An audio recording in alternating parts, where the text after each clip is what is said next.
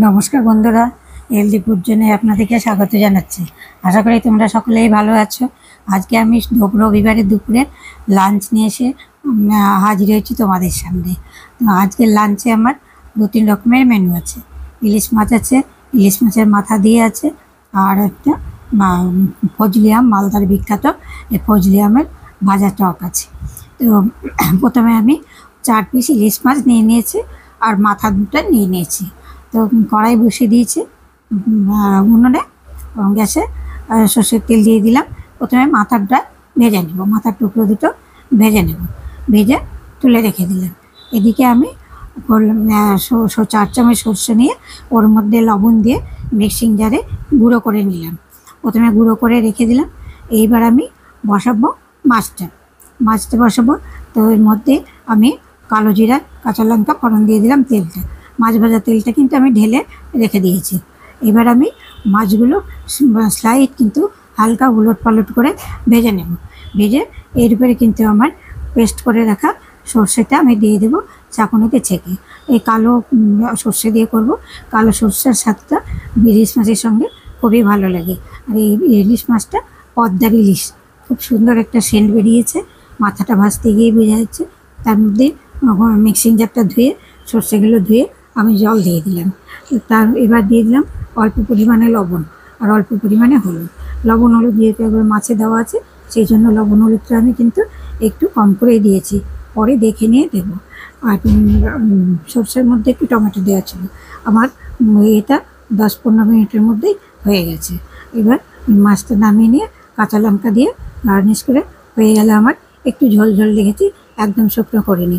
এবার পুঁই ডাঁটা, বেগুন, মূলো এগুলো দিয়ে একটা মিক্সড সবজি করবো। সেটাতে থাকবে ইলিশ মাছের মাথা।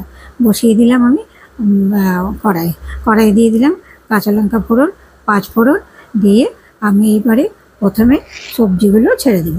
মূলো, মিষ্টি কুমড়ো, তারপরে হচ্ছে বেগুন, তারপরে দিয়ে দিলাম পুঁই ডাঁটাগুলো দিয়ে একটা হাফ টমেটো কেটে দিয়ে দিলাম। দিয়ে নেড়ে চেড়ে ওর মধ্যে আমি একটু আলু ডুমো ডুমো করে কাটা দিয়ে দিলাম। এগুলো আমি একটু অল্প আছে আর একটু মিডিয়াম, অল্প থেকে মিডিয়াম আছে রান্নাটা করব। দিয়ে দিলাম পরিমাণ মতো লবণ, পরিমাণ মতো হলুদ, আর একটু দিয়ে দিলাম সামান্য পরিমাণে চিনি। ঢেকে দিলাম। ঢেকে দিয়ে আমি এইভাবে 10-15 মিনিট ঢেকে রান্না করব, যেন সুন্দরভাবে মোলায়েম হয়ে যায় সবজিটা। এবার হয়ে গেছে। এবার আমি কি দিয়ে মাছের মাথাগুলো ভেঙে দিয়ে দিলাম।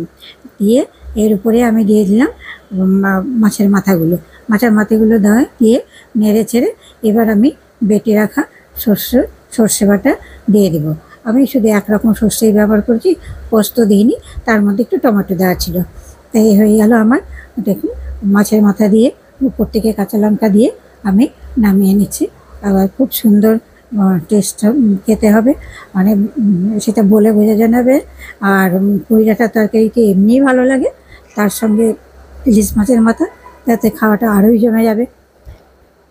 তোমাদের কাছে অনুরোধ রইল, ভিডিওটি যদি ভালো লাগে রেসিপিগুলো, তাহলে একটা লাইক, শেয়ার করো, কমেন্ট করে জানিও। বাড়িতে একবার করে দেখো। আর এবার আমি করব ফজলি আমের চাটনি। আর চ্যানেলটা সাবস্ক্রাইব করে আমার পাশে থেকো। এবার চলে আসলাম ফজলি আমের চাটনি। দেখো, ফজলি আমটা একটাই প্রায় 1 কেজি ওজন হবে, তার অর্ধেকটা নিয়ে আমি কেটে নিয়েছি। কেটে নিয়ে অর্ধেকটাই করছি। দিয়ে দিলাম সর্ষের তেল। এর মধ্যে আমগুলো পোক্ত হয়ে গেছে, সেই জন্য আমগুলো এমনিই মিষ্টি, তার জন্য মিষ্টি দিতে হবে না। দিয়ে দিলাম সর্ষের তেল, 2 শুকনো লঙ্কা আর একটু সর্ষে ফোড়ন দিলাম। দিয়ে ঢেকে একটু অল্প আছে ঢেকে রাখলাম যেন সেদ্ধ হয়ে যায়।